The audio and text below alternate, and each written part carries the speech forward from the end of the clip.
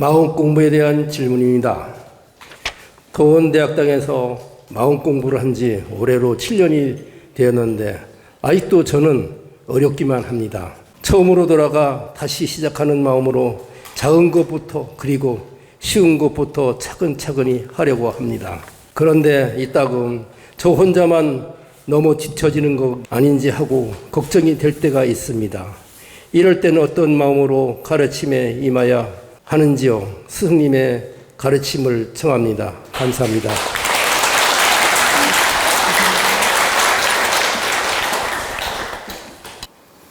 여러분들이 공부한 지가 10년이 되는 분도 있고 7년이 되는 분도 있고 5년이 되는 분도 있습니다.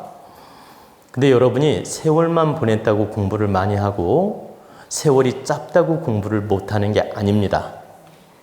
깨우침이라는 건 알아차림이고 빠르게 이해하고 빠르게 해득을 하는 능력이 깨우침이에요. 시간만 많이 보냈다고 공부가 이루어진 게 아니라는 것입니다. 즉 7년, 10년을 보냈어도 깨우침이 작은 분이 있고 1년 공부했는데도 오히려 10년 공부한 분보다 더 깨우침이 클 수도 있어요.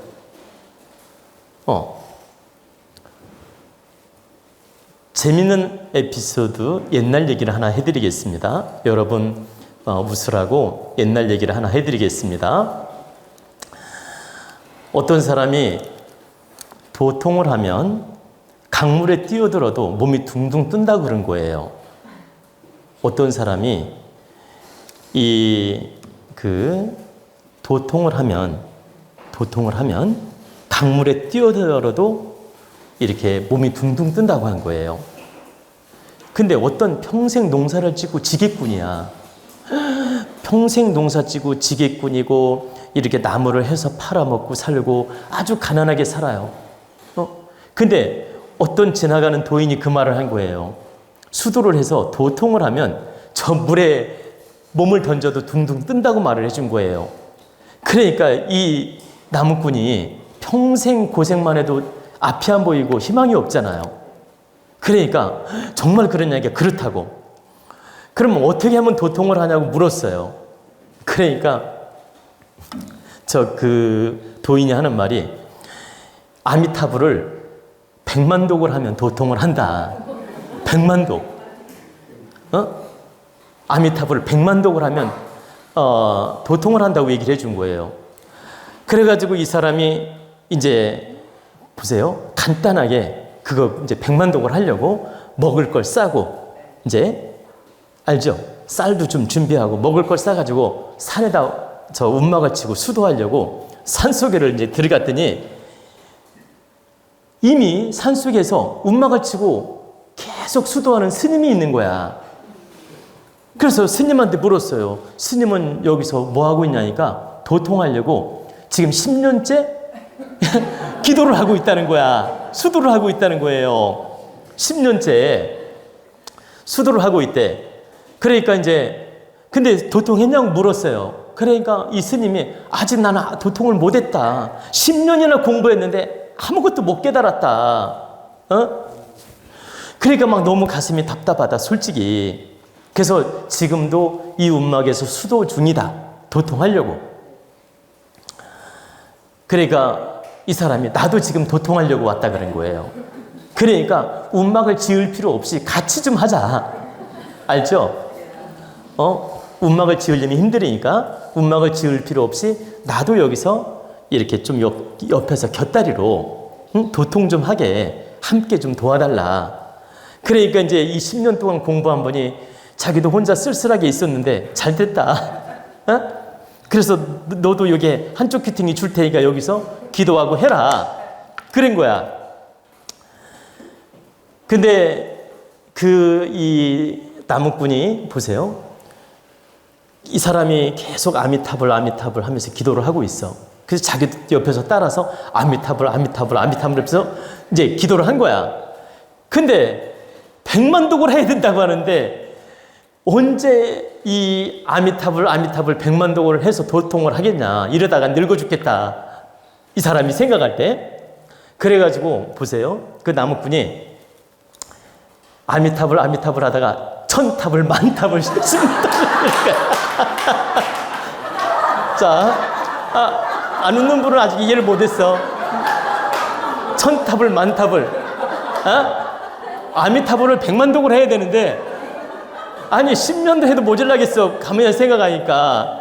그러니까 봐봐요. 아미타불 아미타불 하다가 1000탑을 10,000탑을 10,000탑을 100,000탑을 이렇게 해버린 거야. 이렇게 해버리고 에라 모르겠다. 이제 나는 100만독을 했으니까 도통을 했는지 안 했는지 시험을 해야 되겠다 해가지고 있죠. 그 밑에 언덕 아래 강이 흐르고 있었어요. 언덕 아래 강이 흐르고 있었는데 그냥 몸을 던져버린 거야. 물로 뛰어들어 버린 거야. 내가 도통했으면 물이 도통했으면 물 위에 뜰 거라고 믿은 거죠. 이제 강물에 뜰 거다 이렇게 믿고 그냥 몸을 던졌어. 근데 너무 놀라운 건 몸이 둥둥 뜨는 거예요. 몸을 던졌는데 몸이 둥둥 뜨는 거야. 안 깔아앉고. 이 사람이 너무 신기하잖아. 몸이 둥둥 떠. 근데 둥둥 뜨는 순간 진짜 깨우친 거야. 진짜 도통을 한 거야. 몸이 둥둥 뜨면서 그때 도통을 해버렸어. 그 대각을 한 거예요. 10년 동안 수도한 사람한테 기운을 주려고 신장들이 계속 거기에 머물러 있었던 거야.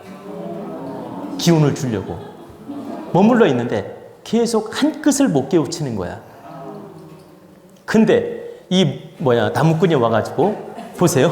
1000탑을 10,000탑을 해버리고 믿어버린 거야. 그냥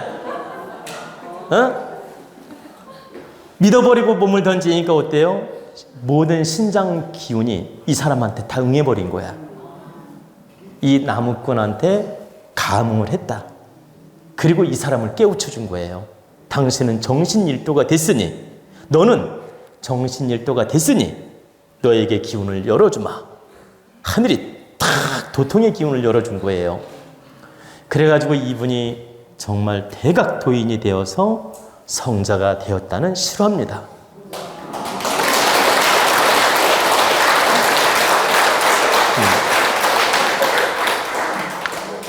그러면 한번 보십시오. 10년을 기도하면서 공부하고 헤맸는데 도통을 못했고, 이 사람은 입산수도한 지 불과 며칠 만에 도통을 해버렸어요. 여기서 여러분은 뭘 느꼈습니까? 진심으로 믿고 진심으로 공부하고 진심으로 깨우치는 노력을 할 때 내 생각도 열리고 지혜도 열리고 마음도 열리고 깨달음이 열릴 수 있는 것이다. 시간만 보냈다고 깨우침이 열리는 게 아니다. 그래서 7년 공부했어도 내가 알아차리지 못하고 깨우침이 없다면 아직 초보 단계고, 1년만 공부해서도 깨우친 생각, 열린 생각, 알아차림으로 노력하면 진정한 깨우침을 얻게 된다. 여러분이 진정한 깨우침을 얻게 하려고 저는 무단히도 노력하고 있습니다. 여러분들이 아직 세월 보내는 학생이다 보니까 제가 안타까울 때가 있습니다. 그래도 저는 포기하지 않고 노력합니다. 왜? 7년에 못 깨우치면 8년에 깨우칠 수도 있고, 8년에 못 깨우치면 10년 만에 깨우칠 수도 있기 때문에. 그리고 중생심으로 공부할 경우에는 10년은 노력을 해야 한 깨우침을 얻게 돼요. 중생심으로 공부할 때는. 그러니까 진정한 도인의 마음으로 공부할 때는 3년 만에도 큰 깨우침을 얻을 수 있지만, 중생심으로 공부할 때는 최소한 10년은 노력해야 한 지혜가 열리고 한 깨우침이 열리고 한 생각이 열린다. 그래서 여러분들이 7년이 길다 생각하지 말고 10년이든 20년이든 내가 꾸준히 깨우치는 노력을 하고 공부하겠다. 이렇게 마음을 갖는 게 좋습니다. 그러면 여러분은 끊임없이 깨우쳐 가고 있는 겁니다. 끊임없이 성장하고 있고, 여러분이 깨우침에 대해서 어떻게 생각하는지 몰라서 한 말씀 더 드리는데, 깨우침이라는 건 계속 깨우쳐 가는데 여러분이 확장되오냐 일반 생활 지혜를 깨우쳤느냐, 요 차이가 있는 것입니다. 제가 말씀드리는 것은 확장되오는 큰 수련을 해서 얻어야만이 가능하고, 큰 수련과 시간을 많이 쏟으면서 도의 마음으로, 한마디로 입산수도의 마음으로 많은 시간을 투자하면서 기도하면서 정말 도인의 마음으로 노력할 때 확장대오가 가능하고, 이렇게 법문을 들으면서 깨우칠 때는 서서히 깨우쳐 가는 겁니다. 지금 7년 동안 노력하셨기 때문에 그래도 생활 지혜를 많이 알고 있지 않습니까? 생활의 도를 많이 알고 있지 않습니까? 이게 바로 깨우침이에요. 깨우침이라고 해서 모든 걸 안 봐도 다 안다 이렇게 생각하지 말라는 거예요. 우리는 이 깨우침의 질량이 1부터 100단계까지 있다면 여러분은 지금 계속 깨우쳐 가고 있는 것입니다. 생활의 지혜, 말의 지혜, 행동의 지혜, 이걸 알아가는 것도 깨우침이에요. 여러분 지금 마음 공부하고 법문을 들었기 때문에 잘 보세요. 여러분 여기에 10,000원짜리가 길거리에 떨어져 있어도 이걸 내가 주었을 때 어떻게 써야 되는지 생각을 해보게 돼요. 근데 여러분 공부도 안 하고 법문도 안 들으면 10,000원이네? 행운이네? 횡재했네? 기분 좋다고 어떻게 생각합니까? 신나서 날뛰게 돼요. 근데 여러분이 이치를 알고 공부한 사람은 여기 10,000원짜리를 줍든 100만 원을 줍든 이게 얼마나 두려운 돈인지 생각도 해보게 된다는 뜻입니다. 그리고 내가 주었을 때 이걸 어떻게 쓰는 게 현명한지도 생각해 보게 되고, 또 여러분에게 누군가 원망을 하거나 탓을 하더라도 내가 왜 그 원망을 들을까? 내가 왜 탓을 받는 사람이 되었을까? 또 내가 가족들한테 왜 이런 원망을 들을까? 자신한테 돌려보고 생각도 해보게 된다는 것입니다. 그리고 또 여러분 대인관계에 갈등이 있더라도 내가 어떻게 지혜롭게 풀어나가는 게 현명한지 자신을 돌아보기도 하고, 그리고 내 말습관이 어디에 문제가 있는지 돌아보기도 하고, 그리고 누군가 말을 해주면 받아들일 마음 준비도 돼 있고, 그리고 말할 때 어떻게 합니까? 내가 말을 좋게 해야 되겠구나, 이런 것도 알지 않습니까? 이 모든 것들이 깨우침이라는 거예요. 여러분이 법문도 안 듣고 정말 공부를 전혀 안 했어요. 그럼 정말 속물적 인간이 됩니다. 아주 속물적, 동물적 인간이 된다. 근데 여러분이 그동안 공부하고 법문을 들음으로써 지혜가 무엇인지, 생활도가 무엇인지, 남을 위하는 게 무엇인지 알고 있고, 항상 눈앞만 생각하지 않고 멀리 생각하는 마음이 생기는 겁니다. 눈앞의 이익만 생각하지 않고 멀리 생각하는 지혜가 열려 있다. 바로 이게 공부 때문에 열린 겁니다. 공부 때문에 깨우친 것이고, 그래서 여러분이 100단계까지 깨우침이 있다면 지금 여러분은 여러분 질량에 따라 10단계 또는 20단계, 30단계, 50단계, 70단계까지 깨우쳐 가고 있다는 겁니다. 그리고 여러분이 노력을 해서 100단계까지 깨우쳤어. 그러면 정말 지혜롭고 정말 모든 사물에 대해서 어긋남이 없이 행하게 됩니다. 그리고 모든 면에 크게 바라보는 마음이 생깁니다.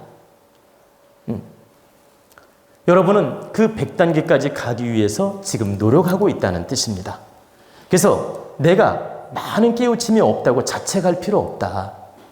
지금 현재 여러분은 이미 많이 깨우친 존재들이에요. 그리고 많이 깨우쳐 가고 있는 분들이고, 현재도 이미 일반인에 비하면 많이 성장한 분들이란 뜻입니다. 그렇기 때문에 내가 모자람을 탓하지 말고 지금부터라도 한 발이라도 더 깨우치는 노력을 해야 된다. 지금부터라도 성장하는 노력을 하고 지금부터라도 알아차림으로 노력을 해야 된다. 좀 전에 말씀드렸듯이 깨우침이라는 건 열린 생각으로, 열린 마음으로, 열린 지혜를 얻는 게 깨우침이에요.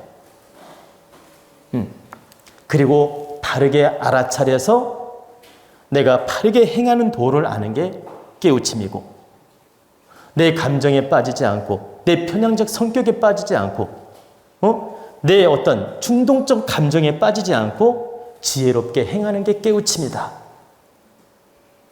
컨트롤할 능력을 키우는 게 깨우침이다. 깨우침이 크게 별다른 게 아니다. 제가 뭐라고 했습니까? 별게 아니다. 그러면서도 또 별게다. 이해가 됐나요? 깨우침은 별게 아니다. 알아차리고 바르게 행하는 도다.